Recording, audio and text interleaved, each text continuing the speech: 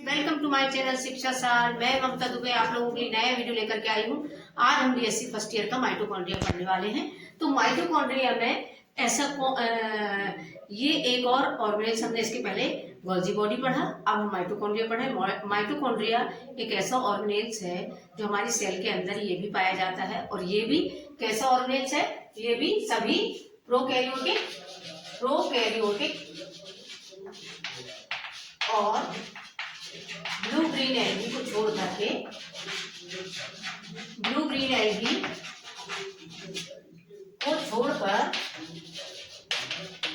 छोड़कर सभी यूकैरियोट्स में पाया जाता है। ये हमने गोल्जी बॉडी में भी देखा कि सभी ऑर्गेनेल्स जो हैं यूकैरियोट्स में पाए जाते हैं। प्रोकैरियोट्स और ब्लू ग्रीन एल्गी को छोड़ करके इनमें प्रोकैरियोट्स और ब्लू ग्रीन एल्गी में नहीं पाए जाते हैं। तो माइटोकॉन्ड्रिया भी इसी तरह का ऑर्गेनेल्स है। आज हम माइटोकॉन्ड्रिया में कौन कौन से पार्ट्स को कवर करने वाले हैं, इसके बारे में देखेंगे। तो हम माइटोकॉन्ड्रिया में किस किस पार्ट को देखेंगे। हम सबसे पहले तो हम इसका हिस्ट्री देखेंगे कि माइटोकॉन्ड्रिया के बारे में किसने बताया। तो इसके बाद हम देखेंगे इसका शेप कि माइटोकॉन्ड्रिया किस तरह का होता है। फिर हम इसका अल्ट्रा स्ट्रक्चर देखेंगे, और इसके फंक्शन देखेंगे। तो हम सबसे पहले माइटोकॉन्ड्रिया की हिस्ट्री के बारे में जानेंगे कि माइटोकॉन्ड्रिया को किस तरह से किसने डिस्क्राइब किया। तो हम सबसे पहले हमें पता है इसके बारे में कि हिस्ट्री में सबसे पहले वैज्ञानिक जो है कोलिकर ने इन्हें माइटोकॉन्ड्रिया को जो कीट होते हैं, इंसेक्ट की पेशी कोशिकाओं में देखा। कोलिकर ने इन्हें कीटों की पेशी कोशिका में, पेशी सेल में देखा। अच्छा, हम जानते हैं कि माइटोकॉन्ड्रिया जो है वो किस तरह का ऑर्गेनेल्स है। सभी को पता है ये बात कि माइटोकॉन्ड्रिया जो है हमारे अंदर ऊर्जा को स्टोर करके रखता है। इसका मतलब ये कि ऊर्जा का ये पावर हाउस कहलाता है।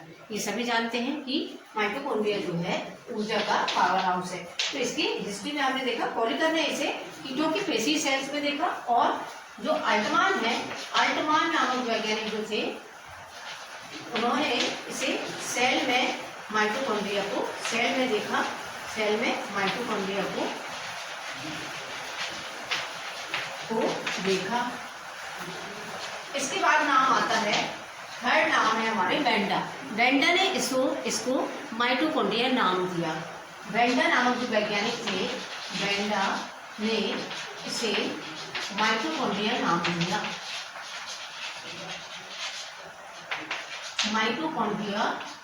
नाम दिया।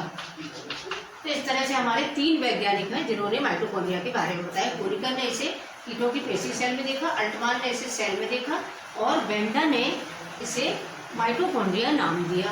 तो हमने हिस्ट्री के बारे में देखा। अब हम इसके शेप के बारे में देखेंगे, माइटोकॉन्ड्रिया किस तरह का होता है।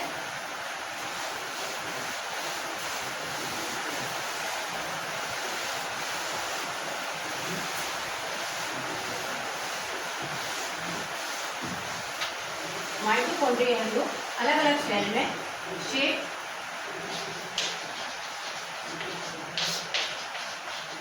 अलग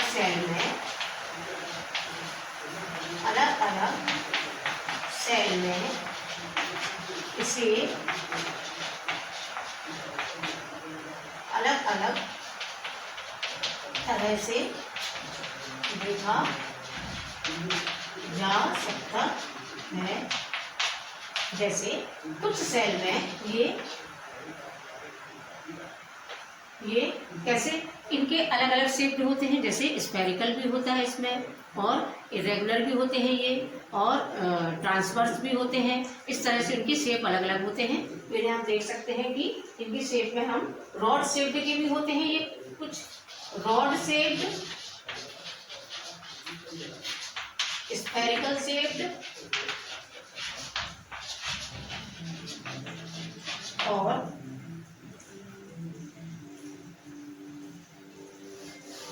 कुछ जो होते हैं रॉड शेप्ड के होते हैं, कुछ फिलामेंटस भी होते हैं, फिलामेंटस भी होते हैं, फिलामेंटस भी होते हैं। और ये किस तरह के इनका शेप होता है, ये पॉइंट, इनकी जो चौड़ाई होती है, लंबाई जो होती है 0.2 से 2 म्यू होती है इनकी लंबाई, 0.3 म्यू से 5 म्यू तक, 5 म्यू इसकी लंबाई होती है। और चौड़ाई जो होती है इसकी, चौड़ाई 0.2 म्यू से 2 म्यू तक होती है।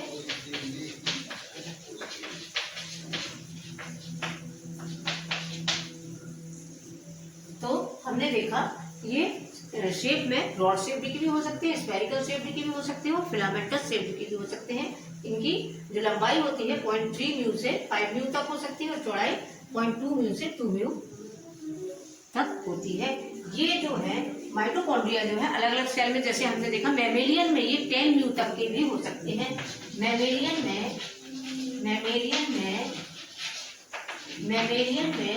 ये 10 म्यू के होते हैं। और एम्फीबिया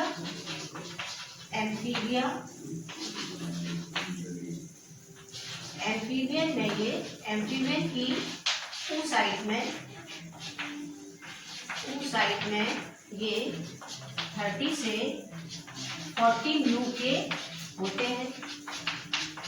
तो ये मैमेलियन में 10 म्यू के भी हो सकते हैं। और एम्फीबिया एक हमारे जो पक्षी वाले जो होती है उनकी क्लास होती है एम्फीबिया, उसके ऊंचाई में ये 30 से 40 म्यू तक के भी देखे जाते हैं। इस तरह से हमने इसका शेप देखा। अब हम इसकी इंफ्रास्ट्रक्चर देखेंगे इसका।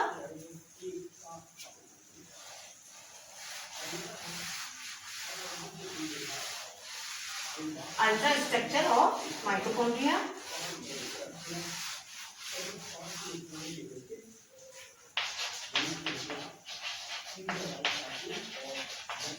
Ultra structure of mitochondria.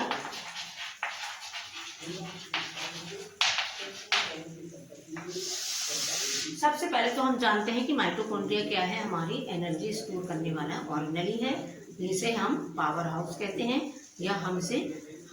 या इस तरह से ये एनर्जी को स्टोर करता है। तो एनर्जी को स्टोर करने वाला ऑर्गेनेल्स है। ये क्या कहलाता है, एनर्जी का पावर हाउस कहलाता है,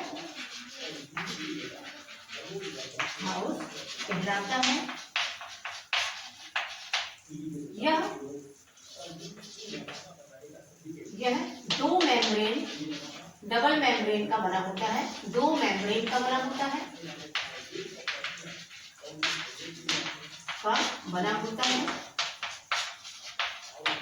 ये चीज हमें पता होनी चाहिए कि ये डबल मेम्ब्रेनस होता है, इसमें डबल मेम्ब्रेन होती है और ये इसमें एनर्जी स्टोर होती है। इसी में ये जो माइटोकॉन्ड्रिया है इसका हम थोड़ा सा डायग्राम देखेंगे, इसके बाद हम उसका स्ट्रक्चर देखेंगे ये किस तरह से इसमें कौन कौन से पार्ट होते हैं। तो हम माइटोकॉन्ड्रिया का डायग्राम देखते हैं, ये किस तरह से डबल मेम्ब्रेनस होता है। इसे हम ऊपर से बनाते हैं थोड़ा सा।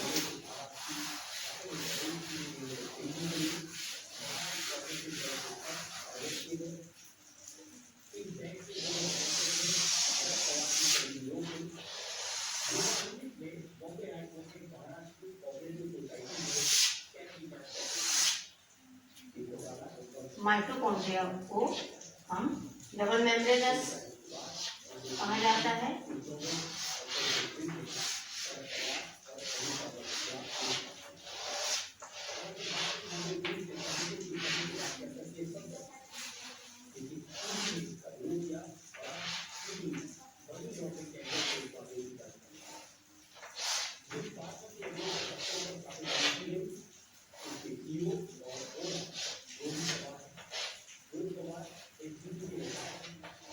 इस तरह से माइटोकॉन्ड्रिया जो डबल मेम्ब्रेनस होता है, ये इसकी आउटर मेम्ब्रेन है और ये इनर मेम्ब्रेन जो होती है इसकी माइटोकॉन्ड्रिया की, ये जैसे फिंगर्स लाइक स्ट्रक्चर होते हैं, फिंगर लाइक प्रोजेक्शन के रूप में ये अंदर की ओर उभार की जैसी होती है इसकी इनर वाली मेम्ब्रेन, ये इनर मेम्ब्रेन कहलाती है और ये आउटर मेम्ब्रेन। इसको हम आउटर मेम्ब्रेन कह सकते हैं। आउटर मेम्ब्रेन, ये आउटर मेम्ब्रेन है और ये इनर मेम्ब्रेन।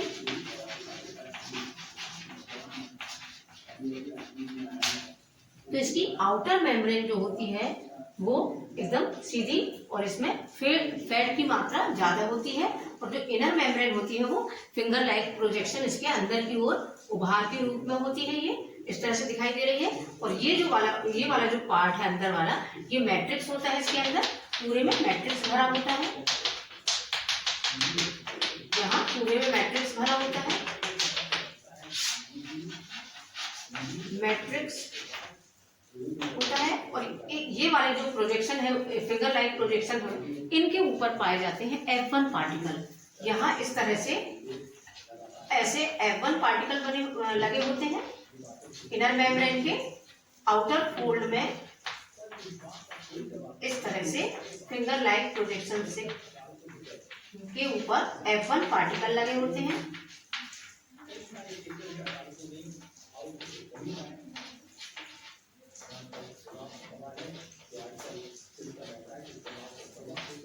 इस तरह से ये फिंगर लाइक जो प्रोजेक्शन होता है, इन्हीं प्रोजेक्शन के ऊपर F1 पार्टिकल लगे होते हैं। इन्हें हम F1 पार्टिकल बोलते हैं। F1 पार्टिकल, ये F1 पार्टिकल कहलाते हैं। इस इनर मेंबर वाले जो पार्ट है, ये जो इनर मेम्ब्रेन होती है, इसका अंदर वाला पार्ट जो होता है वो एम फेस कहलाता है। इस पार्ट को हम एम फेस भी बोलते हैं, एम फेस।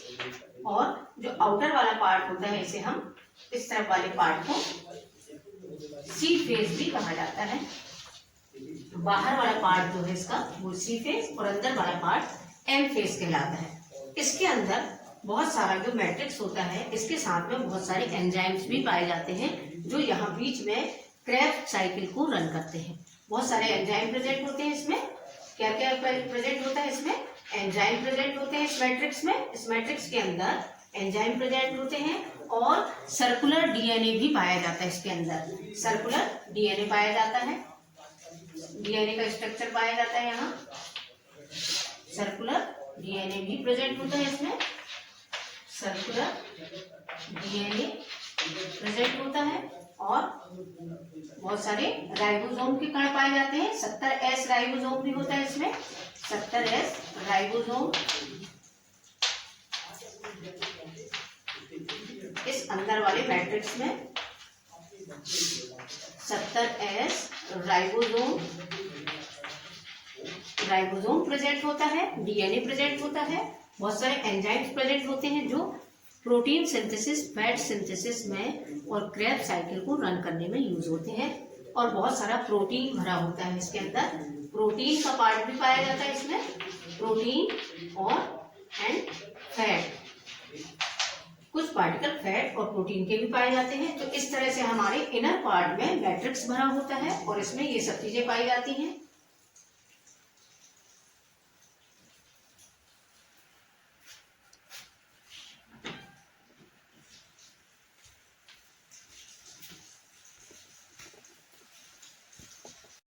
इसमें कुछ और भी पार्टिकल पाए जाते हैं, जैसे कुछ आयरन के पार्टिकल पाए जाते हैं। जैसे हमारा यहाँ Hg++, और कैल्शियम के आयन, कैल्शियम Ca++ के आयन भी इसमें उपस्थित होते हैं माइटोकॉन्ड्रिया के मैट्रिक्स में। इसी मैट्रिक्स वाले भाग में श्वसन से संबंधित सारे एंजाइम्स पाए जाते हैं जो हमारे एटीपी का फॉर्मेशन करते हैं और हमारी मेटाबॉलिक एक्टिविटीज उससे पूरी कंप्लीट होती है। हमारे शरीर की जितनी भी जैविक क्रियाएं हैं, पाचन है, श्वसन है, और सभी क्रियाएं जो हैं वो एटीपी या एनर्जी के रूप में जो हमें मिलती है यहाँ से, उस एनर्जी से हमारी सारी जैविक क्रियाएं संपन्न होती हैं। तो इस तरह से हमने माइटोकॉन्ड्रिया के मैट्रिक्स के बारे में देखा। अब हम इसके थोड़ा सा और चीज देखेंगे। इसमें जो आउटर, इसको दो चैम्बर में डिवाइड किया गया है। चैम्बर, इसका ये आउटर चैम्बर है। यहाँ जो दोनों मेम्ब्रेन के बीच वाला पार्ट होता है, ये वाला जो पार्ट है, दोनों मेम्ब्रेन के बीच वाला सेक्शन, ये इसका आउटर चैम्बर कहलाता है।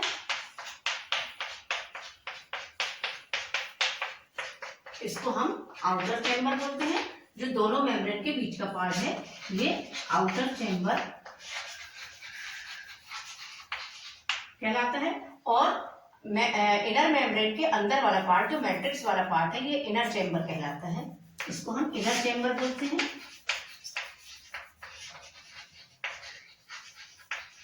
ये इनर चेम्बर वाला पार्ट कहलाता है, अंदर वाला, और ये आउटर वाला आउटर चेम्बर। तो इसको हम दो चेम्बर भी होते हैं इसमें, इसके संरचना में देखेंगे हम। और दो तरह की मेम्ब्रेन भी होती है, आउटर मेम्ब्रेन और inner membrane. Inner membrane folded होती है, जो क्रिस्टी बनाती है, इनको हम क्रिस्टी बोलते हैं। और क्रिस्टी में ही हमारे F1 पार्टिकल पाए जाते हैं। ये F1 पार्टिकल जो है, इसका स्ट्रक्चर हम आगे देखेंगे कि किस तरह से ये जो फोल्डेड पार्ट है, ये किस तरह से बना होता है। आगे देखते हैं हम।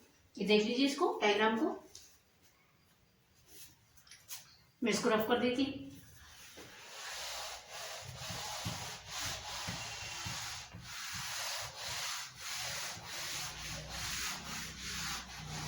थोड़ा सा हम इसके आगे देखेंगे। जो फोल्डेड पार्ट है उसको हम देखने वाले हैं।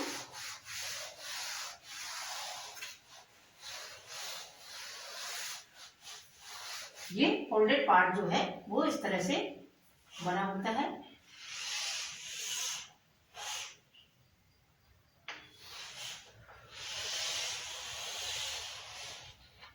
ये देखिए फोल्डेड पार्ट। इस फोल्डेड पार्ट में ही यहाँ बाहर की ओर हमारे F1 पार्टिकल इस तरह से पाए जाते हैं, ऐसे।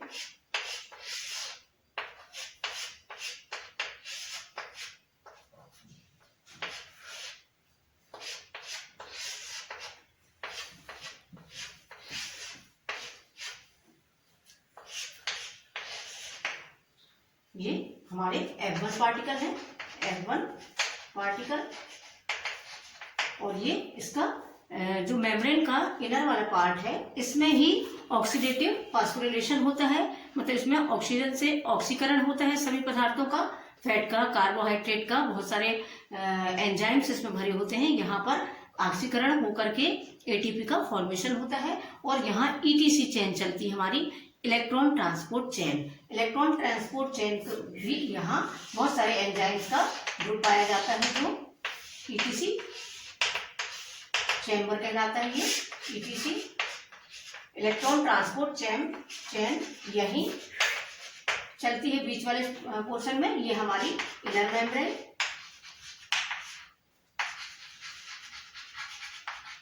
और ये आउटर मेम्ब्रेन। तो हमने इसका छोटा सा भाग, क्रिस्टी वाला पार्ट को हमने यहाँ थोड़ा सा लार्ज करके समझाया। ये क्रिस्टी जो है, अंदर इनर जो मेम्ब्रेन होती है वो फोल्डेड होती है, इस तरह से क्रिस्टी में कन्वर्ट होकर के अंदर ऑक्सीडेटिव फास्फोरिलेशन करती है। तो ये क्रिस्टी वाला पार्ट है हमारा। ये पूरा क्या है, ये क्रिस्टी है। क्रिस्टी को हमने, एक क्रिस्टी को हमने थोड़ा सा लार्ज करके दिखाया। अब हम इन F1 पार्टिकल को भी देखेंगे। F1 पार्टिकल भी तीन स्ट्रक्चर होते हैं F1 पार्टिकल में। इस तरह से इसका बेस होता है बीच में, और बेस वाला पार्ट होता है इसमें, और ये होता है स्टॉक वाला पार्ट, इसको हम बेस बोलते हैं। ये होता है बीच वाला पार्ट, स्टॉक। और ये जो ऊपर वाला पार्ट है, ये हेड कहलाता है। तो ये F1 पार्टिकल का आपको डायग्राम दिख रहा है।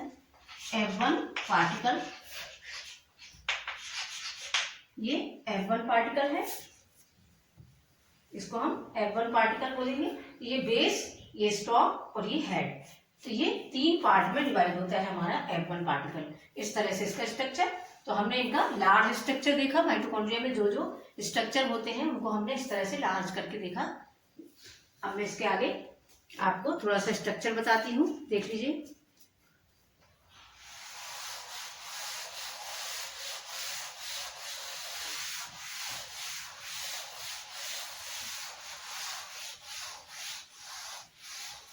हम इसको थोड़ा सा डिटेल में पढ़ेंगे कि माइटोकॉन्ड्रिया के स्ट्रक्चर में क्या क्या होता है, इसमें क्या क्या पाया जाता है। हमने अभी डायग्राम में देखा। इसमें सबसे पहले तो माइटोकॉन्ड्रियल मेम्ब्रेन जो दो पार्ट में डिवाइड होती है, इनर मेम्ब्रेन और आउटर मेम्ब्रेन। सेकंड है माइटोकॉन्ड्रियल चैम्बर, जो ये भी दो पार्ट में डिवाइड है, इनर चैम्बर और आउटर चैम्बर। और इसके बाद है हमारा आपका माइटोकॉन्ड्रियल क्रिस्टी वाला पार्ट, क्रिस्टी और माइटोकॉन्ड्रियल F1 पार्टिकल। तो इन तरह से हम इन पार्ट के बारे में हम जानेंगे।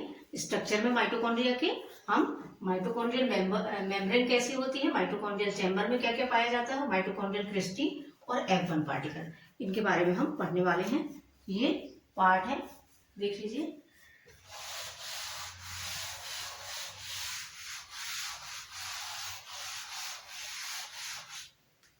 माइटोकॉन्ड्रियल चैम्बर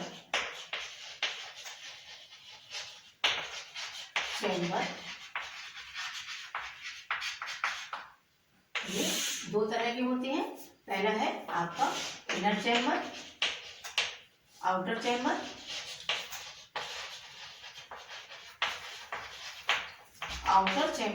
आउटर चैम्बर वाला पार्ट जो होता है उसमें फैट की मात्रा बहुत अधिक होती है। इसमें फैट की मात्रा अधिक होती है और यह बाहरी आवरण होता है, बनाता है, माइटोकॉन्ड्रिया का बाहरी आवरण बनाता है।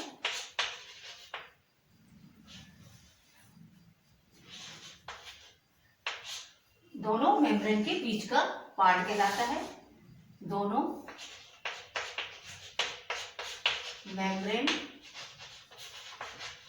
मेम्ब्रेन के बीच का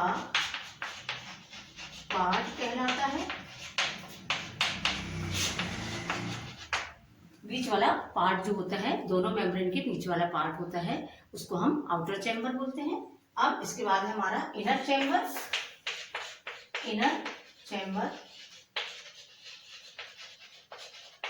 चैम्बर वाले पार्ट में क्या होता है, इसमें जो द्रव भरा होता है वो साइटोसोल जो होता है, साइटोसोल के जैसे ही इसमें द्रव होता है। और इनर चैम्बर में मैट्रिक्स भरा होता है, इसमें मैट्रिक्स भरा होता है, जिसमें क्या क्या पाया जाता है, जिसके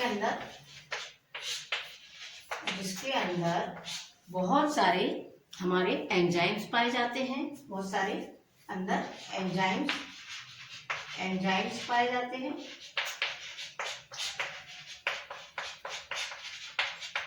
प्रोटीन प्रेजेंट होता है, प्रोटीन और फैट पाया जाता है। और यही क्या होता है, हमारा सर्कुलर डीएनए पाया जाता है। सर्कुलर डीएनए प्रेजेंट होता है।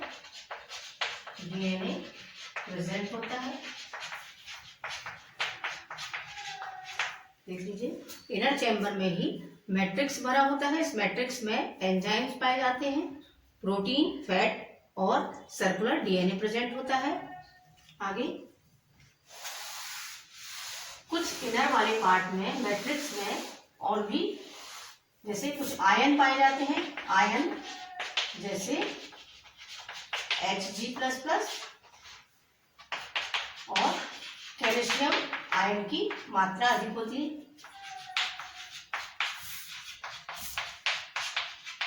और 70S राइबोसोम भी इसमें प्रेजेंट होता है। इनर चैम्बर वाले पार्ट में ही ये सभी चीजें पाई जाती हैं। और यहाँ ये जो आपका इनर चैम्बर है, जो मैट्रिक्स होता है, उसमें जो एंजाइम्स होते हैं, वही एंजाइम्स जो है हमारे प्रोटीन सिंथेसिस, फैट सिंथेसिस और क्रेब्स साइकिल को रन करते हैं। यहाँ प्रोटीन सिंथेसिस,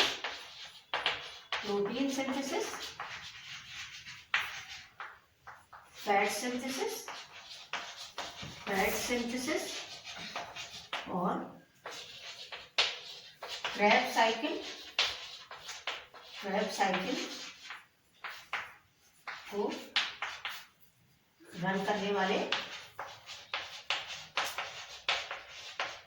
एंजाइम पाए जाते हैं।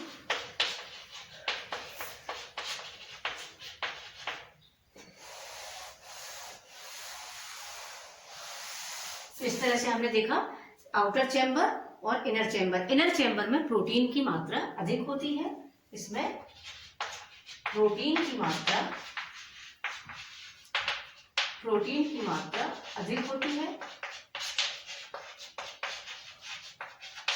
अधिक होती है।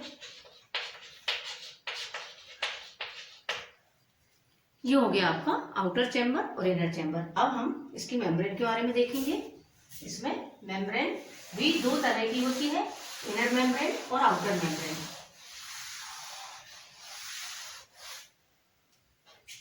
माइटोकॉन्ड्रियल मेम्ब्रेन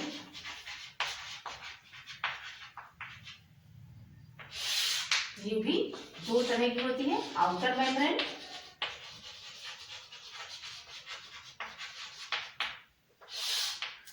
मेम्ब्रेन जो इसका बाहरी वाला जो आवरण होता है, बाहरी आवरण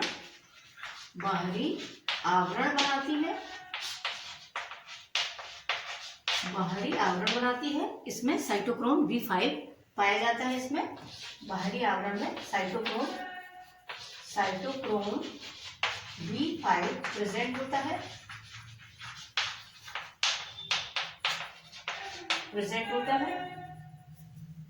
सेकेंड हमारा इनर मेम्ब्रेन।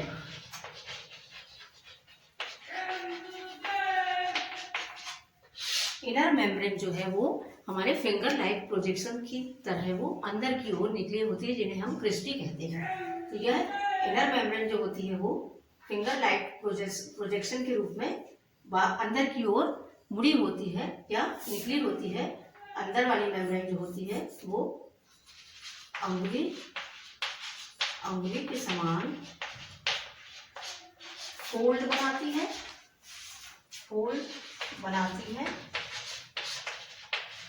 जिसे हमने डायग्राम में देखा, जिसे हम क्रिस्टी कहते हैं। क्रिस्टी की जो संरचना होती है वो इनर मेम्ब्रेन के फोल्ड होने पर होती है, जो डायग्राम में हमने अभी देखा था। और इस क्रिस्टी वाले पार्ट में ही F1 पार्टिकल पाए जाते हैं। इसी मेम्ब्रेन के अंदर वाले पार्ट में, अंदर वाले फोल्डेड पार्ट में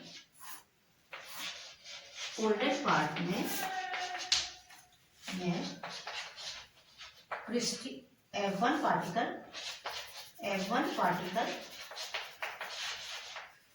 प्रेजेंट होते हैं।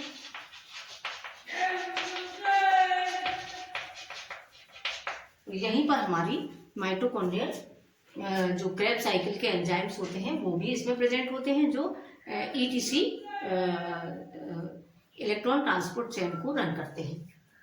इस इनर मेम्ब्रेन के पार्ट में ही इलेक्ट्रॉन ट्रांसपोर्ट चेन का कार्य होता है। तो हमने देखा इनर चैम्बर, आउटर मेम्ब्रेन और इनर मेम्ब्रेन। आगे देखते हैं हम।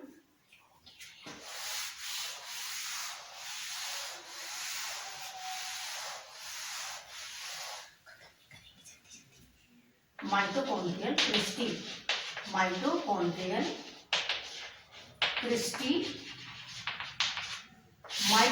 क्रिस्टी वाला जो पार्ट है वो अलग अलग सेल्स में अलग अलग तरह की माइटोकॉन्ड्रियल क्रिस्टी होती है। तो क्रिस्टी की भी संख्या उन अलग अलग सेल्स में इनका स्ट्रक्चर अलग अलग होता है।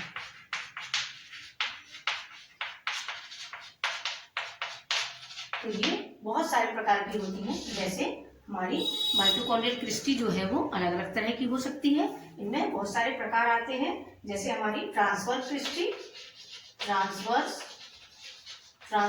क्रिस्टी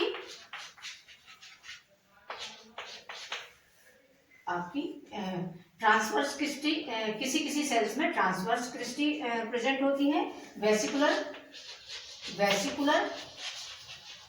क्रिस्टी भी प्रेजेंट होती है किसी किसी सेल में, और किसी किसी सेल में हॉरिजॉन्टल भी होती है। हॉरिजॉन्टल क्रिस्टी भी प्रेजेंट होती है। अलग अलग सेल्स में अलग अलग तरह की क्रिस्टी प्रेजेंट होती है। इर्रेगुलर भी होती है, कहीं कहीं इर्रेगुलर क्रिस्टी भी पाई जाती है। तो इस तरह से क्रिस्टी का अलग अलग सेल्स में अलग अलग स्ट्रक्चर होता है, और इस तरह से अलग अलग हमारे 3 स्ट्रक्चर होते हैं इसमें। पहला है बेस 110 एंगस्ट्रॉम का होता है। सेकेंड है इसका स्टॉक जो 50 एंगस्ट्रॉम का होता है। थर्ड है इसका हेड जो 100 एंगस्ट्रॉम का होता है। इस तरह से हमने हैपबर्न पार्टिकल देखा। हम फंक्शन देखेंगे इसके। फंक्शन एनर्जी स्टोर, माइटोकॉन्ड्रिया में एनर्जी स्टोर होती है जो हमारी मेटाबॉलिक एक्टिविटीज, हमारी जैविक क्रियाओं में सहायता करती है। सेकंड है ये सेकंड फंक्शन है इसमें एनर्जी स्टोर। माइटोकॉन्ड्रिया जो है वो स्टोरेज है हमारी एनर्जी का, और इसी में जितनी भी हमारे शरीर के अंदर जो मेटाबॉलिक एक्टिविटीज होती हैं, तो ये जितनी भी ऑक्सीडेटिव जो फास्फोरिलेशन होता है उससे हमारी शरीर में ऊर्जा उत्पन्न होती है, और वही ऊर्जा हमारी मेटाबॉलिक एक्टिविटीज में यूज होती है। तो जो हमारा माइटोकॉन्ड्रिया है,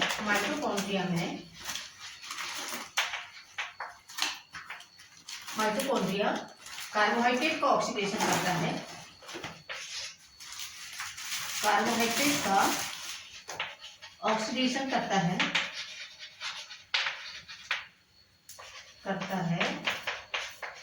जिससे एनर्जी रिलीज होती है, एनर्जी निकलती है जो हमारे शरीर की जैविक क्रियाओं में भाग लेती है, और एटीपी के रूप में स्टोर हो जाती है।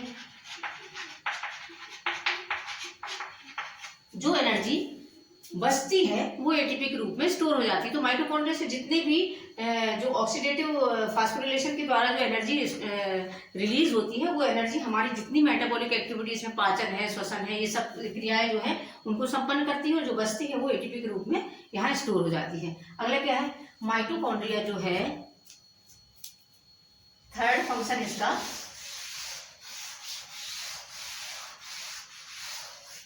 माइटोकॉन्ड्रिया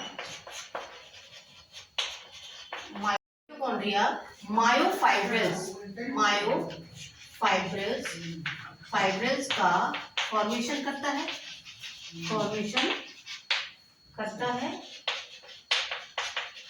ये मायोफाइब्रिल्स जो है वो हमारे मसल्स में पाई जाती हैं, उनका फॉर्मेशन भी माइटोकॉन्ड्रिया के द्वारा होता है। फोर्थ है इसका फंक्शन माइटोकॉन्ड्रियल डीएनए। जो माइटोकॉन्ड्रिया में जो डीएनए प्रेजेंट होता है वो साइटोप्लाज्मिक इनहेरिटेंस करता है। मतलब इसमें जो डीएनए प्रेजेंट होता है वो अनुवांशिकता के लिए भी उत्तरदायी होता है, जो साइटोप्लाज्मिक इनहेरिटेंस के नाम से जाना जाता है। अगला है हमारा इसका ये, इसमें जो एंजाइम्स पाए जाते हैं, एंजाइम जो मेटाबॉलिक एक्टिविटीज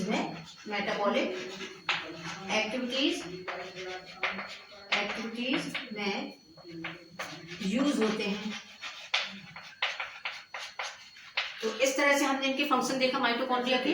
यदि आपको मेरा चैनल अच्छा लगता है तो इसे सब्सक्राइब जरूर करिए, लाइक जरूर करिए और शेयर जरूर करिए कि बाकी बच्चों को भी इसका उपयोग मिले। Thank you.